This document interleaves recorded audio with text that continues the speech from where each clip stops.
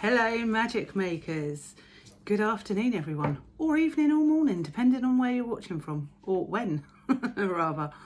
If you don't already know me, I am Roxanne Higgins, the Growth and Joy Alchemist.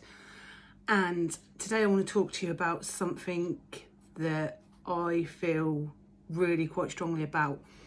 I absolutely believe that shadow work, call it growth work, inner work, personal development even, but shadow work being the things that we sort of deny, hide or bury about ourselves. I believe that shadow work is the missing piece in manifestation. And I've got a new offer or a new kind of one-to-one session that I'm in the process of bringing together. I'm taking myself through this process, so I thought I'd share the journey. So the key here is, if there's something that you really want but you're not going for, and you're frustrated and maybe you feel stuck and a bit blocked and you just don't understand why, because you want the thing and you possibly even know the actions you need to take, that will be because there are hidden limiting beliefs that are stopping you. Deep subconscious beliefs that at a surface level, at a conscious level, you might not believe to be true, but when we tap into your subconscious, you do believe these things and they will be stopping and blocking you. So these, if there are limiting beliefs under the thing that you want, this will make more sense in a minute, then you will feel that block because you won't be able to receive it. You might have tried everything. You might have tried all sorts when it comes to manifestation, but if you haven't uncovered those limiting beliefs that are stopping you, it's not happening. So the tool I use, I think the best tool I've found so far for shadow work and recoding your beliefs is obviously is belief coding, and part of that, or something we use within belief coding, is called the alignment method or a belief audit. And this basically shows you whether subconsciously you believe it is safe to receive it. Because if you don't believe it's safe to receive the thing at the deep subconscious level, it's not going to happen for you no matter what you try. So to make that clearer, I thought I would share my journey. So I'll talk to you a bit more deeply about that and how I'm going to be bringing this to the world. So my goal was to drop some weight, or to reduce my weight. And there's a bit of a long story behind this. I lost a lot of weight when I was ill last year and I had surgery. And at the time, I did decide I wanted to keep that off. And then it got to New Year and I was like, oh, put a bit on. I need to drop 10k. And then fast forward to now, it's probably more like 20. So my goal is to drop 20 kilos in weight, to get back to that post-surgery weight, because it showed me that it's possible. I mean, I don't know about you guys, but sometimes we don't believe that we're even capable of something. And I think that was probably the case for me. I didn't believe I was capable. And even now I'm thinking, a memory's popping up for me now, which I'm going to have to make note of somewhere, which would have created a limiting belief that is stopping me in and out. And just so it makes sense, I'll share that memory just as it's dropped in, because this is what we do with belief coding. We work with a memory and then we heal that memory and we recode it. We recode the limiting beliefs under it. So the memory that's cropped up for me was when I was about 18 maybe, and I'd released 2 stone-ish. Notice I say released, because when we lose something, we tend to want it back. So whenever I'm talking about weight reduction, I try to remind myself and others not to use that word loss, because we don't want it back, do we? If we're on a journey of decreasing our size, it's something we want gone for good. So I'd use the word release, shedding, reduce, shifting, anything but that word lose or loss, which is interesting as well, because we also say gain weight, don't we? And in any other instance, a gain is something that's good, isn't it? Can you think of many other scenarios where a gain is a bad thing? So the whole language around weight is so totally backward, which is crazy, isn't it? So yeah, notice I would always say that shedding, releasing, as opposed to losing weight. Because when we lose something, if you think of anything else you've ever lost, you tend to want it back. So where was I going with that? Oh, the memory that popped up was about 18, and I'd shed about 2 stone, and I was so close to getting into that healthy BMI weight range, and I just couldn't do it. And being 18 years old, I just wanted to eat what my friends were eating, go out drinking, and I ended up stopping the healthy eating regime and piling it all back on, and probably more, and then yo-yoed for years and years. And I got to a point in my late 20s, early 30s, I'd say, where I just thought, you know what, I'm just going to be fat and happy. But thinking about it now, there's probably a belief that I'm not capable. I can't do that. So I am just going to make a note of that memory. Bear with me while I do that. I would pause the video, but knowing my luck, if I pause it, it won't restart again. 18 years old. Yeah, I'd almost got to that goal weight and just couldn't do it.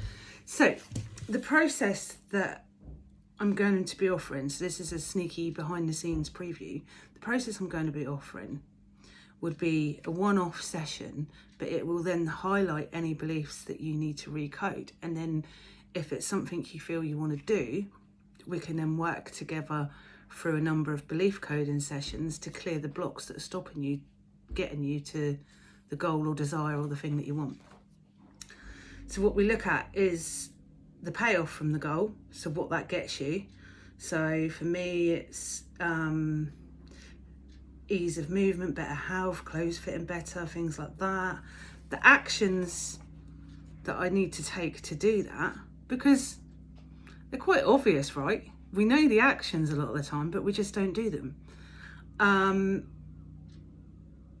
then what I've done is I've looked at the benefits of not having it and the benefits of not taking those actions. And what happens there is you end up with a list of limiting beliefs. And I came up with, so for me, I pulled out 14 different limiting beliefs that were stopping me. Wow.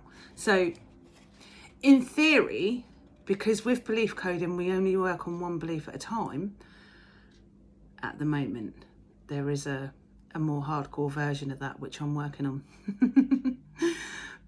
So 14 limiting beliefs does sound like, whoa, that's a lot, doesn't it? That could mean 14 sessions.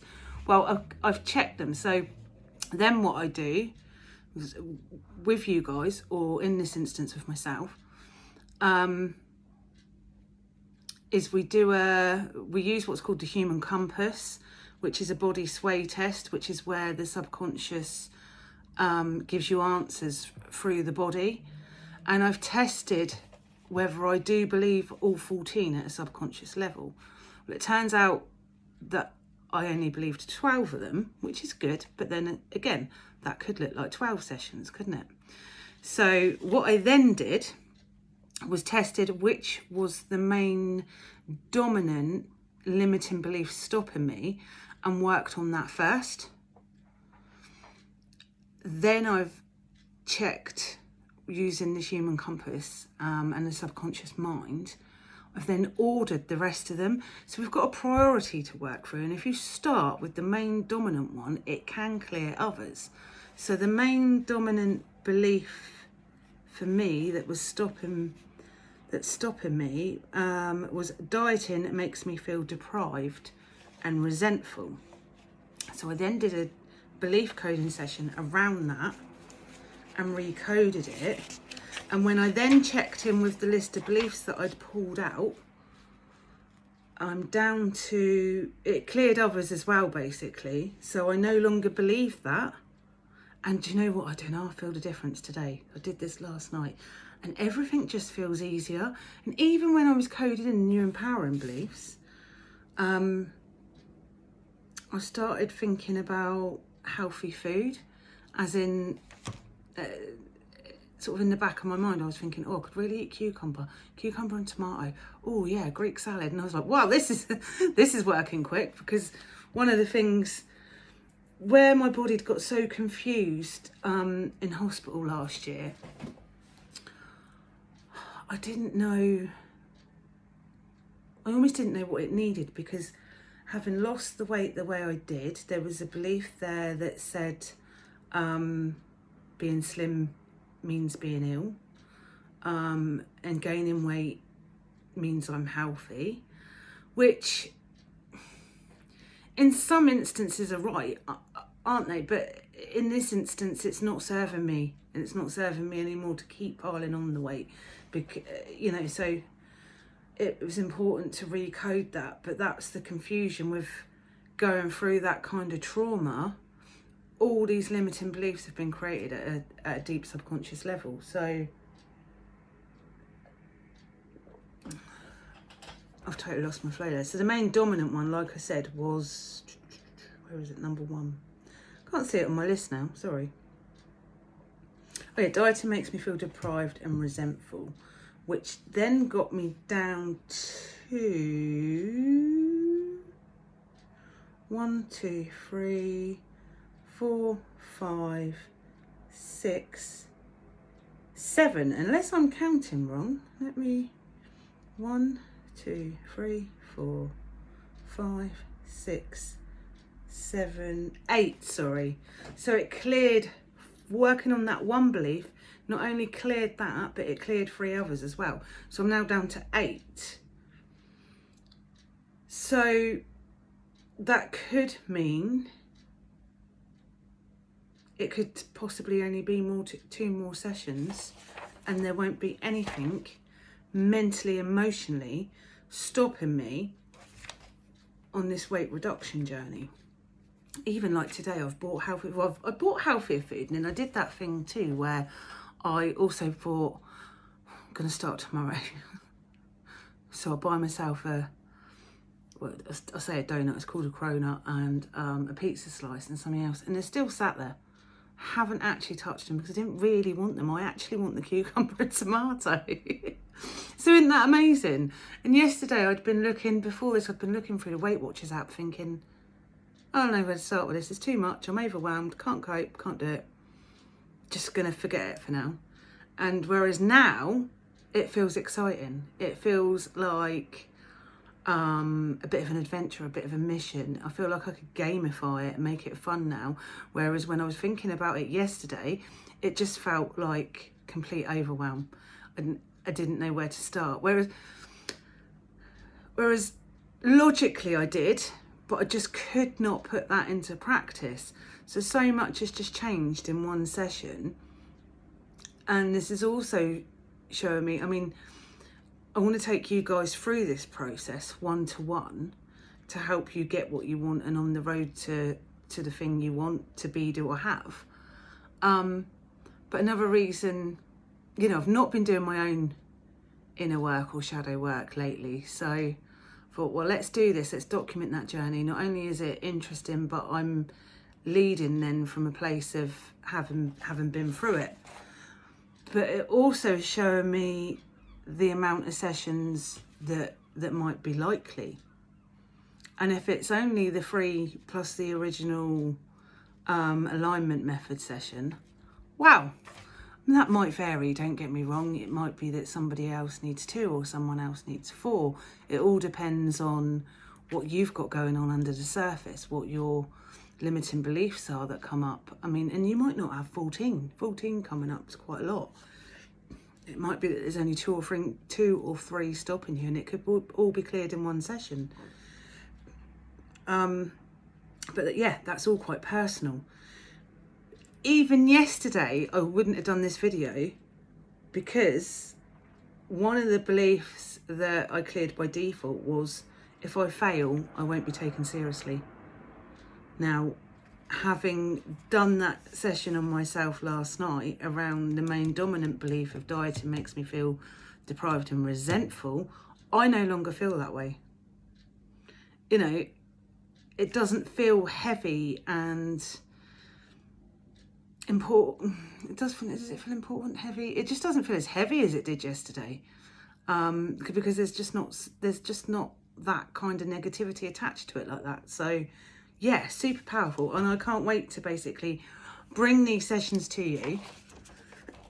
The alignment method that will help you manifest exactly what you want, the missing piece, I believe. And then if it feels like something people want to do, take you through the belief coding sessions that you need to clear those limiting beliefs. Also, you don't have to go on and do that. You can just go for that one alignment session. But yeah, this is a kind of sneaky preview. I'm still working on how I'm packaging that at the moment and how I'm going to lead people through that process. But if you are dead keen to get started, drop me a comment below or reach out to me on social media. I'm Roxanne Higgins. I'll drop the link to my free group in the details on Facebook, and also the details for belief coding sessions, and you can reach me that way. Yeah, so that's it basically for today. So I'm going to work on the next belief on my list, and then I will be back with another video probably tomorrow, I'd imagine. I can't find them two. Being slim means I'm ill. That's a biggie, isn't it? That I'm relating those 2 things. But like I say, the fact that I reduced that weight, or shed the weight, even though it wasn't the way to do it, still shows it's possible, right? So it has created a positive belief in that respect. Not all beliefs are necessarily negative that are created through trauma or bad experiences. But yeah, isn't the mind a wonderful thing? I'm going to leave that there. Enjoy the rest of your evening.